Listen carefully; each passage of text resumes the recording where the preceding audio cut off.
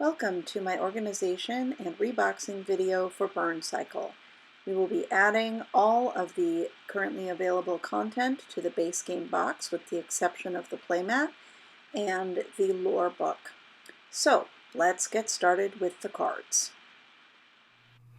So the beautifully organized card tray, which indicates in the acrylic where each cards go, and it sort of stacked this way when it comes. You just need to take the shrink off, shuffle them, and put them in. Note I've incorporated the BioDefend extra cards.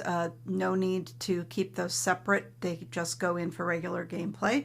And then finally, the action guides and turn order guides for the players can be stored in here when you're putting it into the box. I'll come back at the end of the video and talk about the tutorial and which cards you're going to want to stack in front.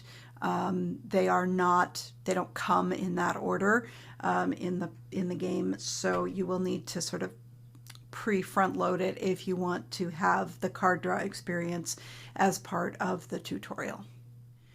The chip trays I have basically organized as recommended in the rulebook, with one small exception.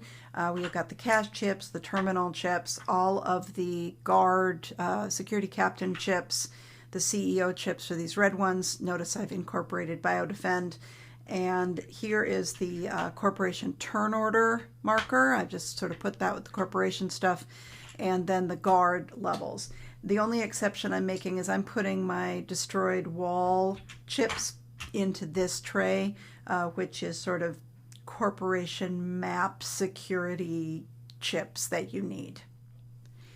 The other chip tray has the burncycle chips, the general chips, and the captain chip, followed by the specific action chips. And then all of the bots, including the 4 from the expansion, are in here.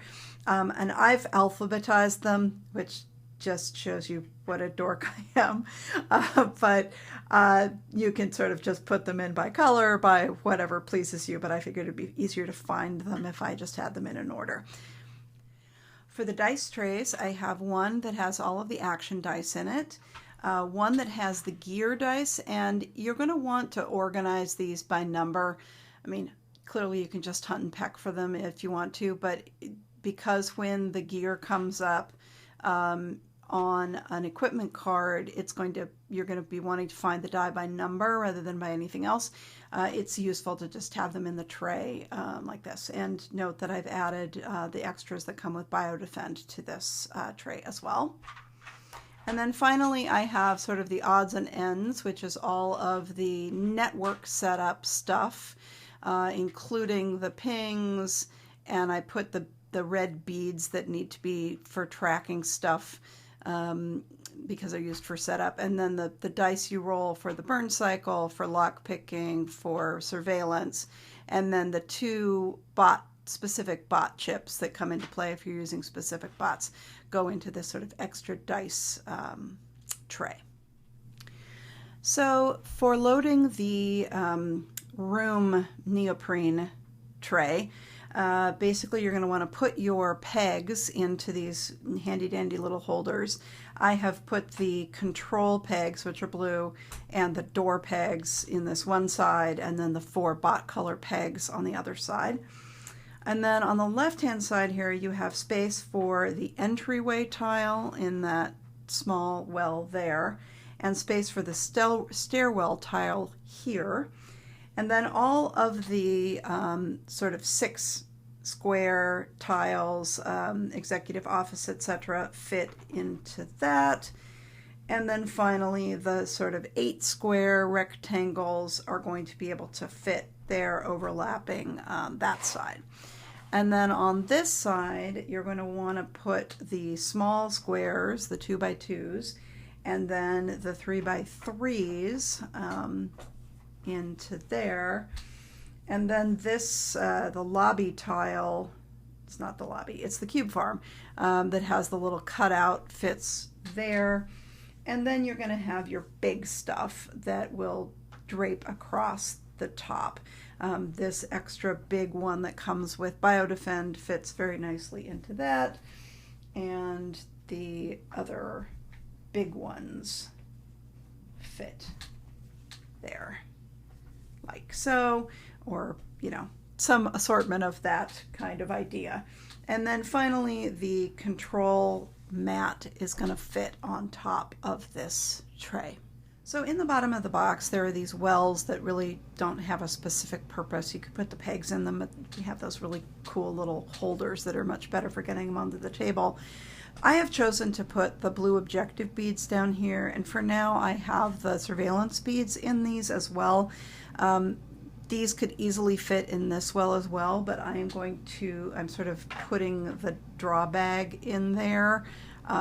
Doesn't really fit, and I may choose to just keep this outside my box, but you know, it's okay. The surveillance beads could also be put into the dice trays if you wanted to, but for now I'm leaving them there. These cards, for all the corporation mission cards, the bot cards, the captain cards, they fit in here, but I have found that it's rather difficult to get them out again. So I am using the draw bag as sort of a leverage lever, if you will, to put the cards on top of that. So to get them out again, all I've got to do is pull up on the bag, and then I can just easily take the whole stack of cards out of there without having to squish the box. Clearly the chip trays are going to put one goes in here, and one goes on top of the other sort of small well section. And then you are going to put at the far end of the box your card tray, which slides up against, and then the dice trays all fit down into here. I found I have to kind of put them in this way so that the lips don't catch too much on the dice. On the card tray, it works. You just have to finagle it a little bit. And clearly the network mat is rolled up here, and the room mat is rolled up on this side. And finally, putting everything in the box, you're going to want to put your threat meters here between the two uprights, and I've got the 3 basic corporations and Biodefend in here.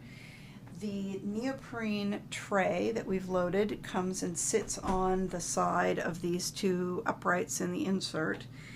And then your player mats, the bot mats, are going to be over here on the side over the other stuff.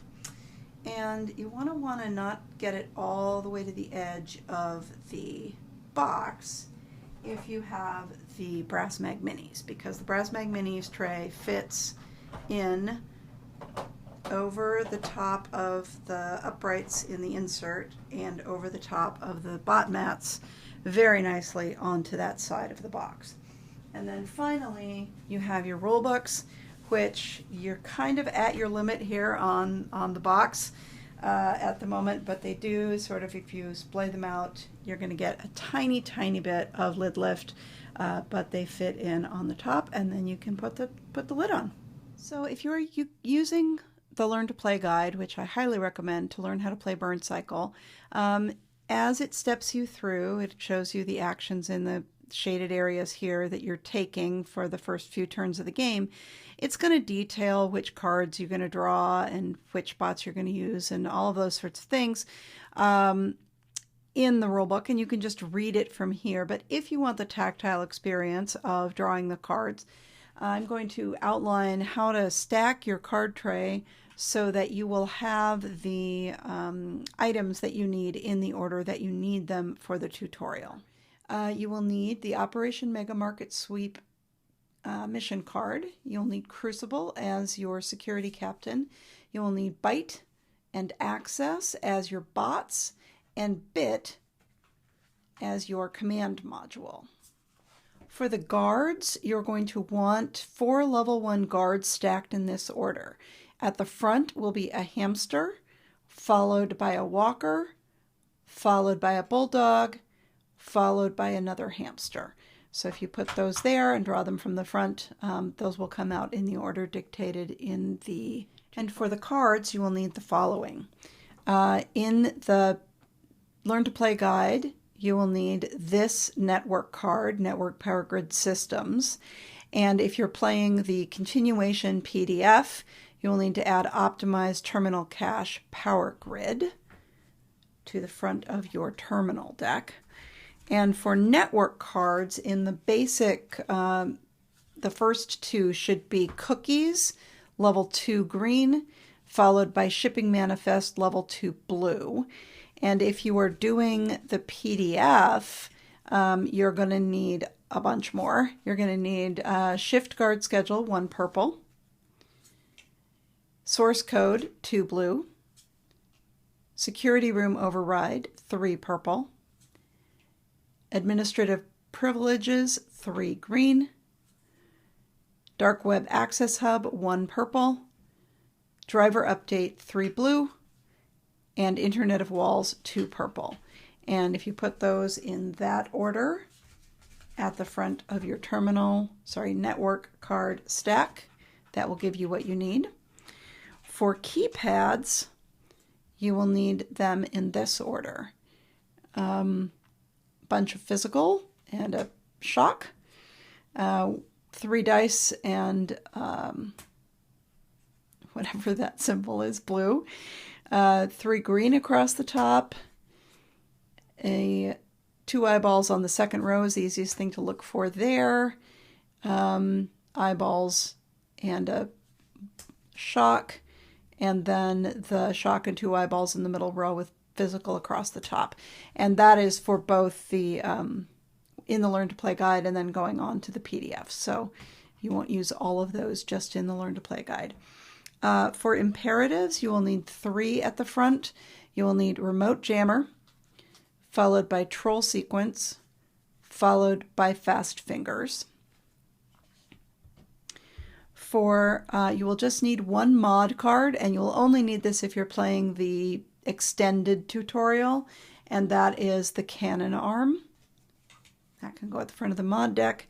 And finally, for equipment, in the first card is Battery Pack, dice number 1, followed by a Terminal Bypass. There may be more, and in this case, the die number really doesn't matter, and a key.